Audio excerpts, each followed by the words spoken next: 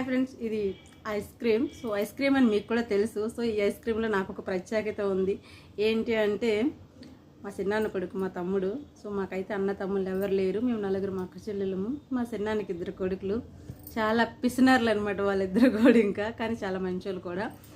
అలాగే మొన్న ఇక్కడికి వచ్చినారు హైదరాబాదు, తిరుపతి వెళ్తామని చెప్పేసి.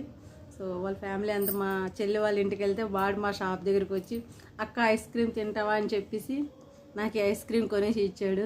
సో నాకైతే చాలా సంతోషం అనిపించింది. ఎందుకంటే ఎప్పుడు మాకేమీ ఇవ్వలేదు కదా.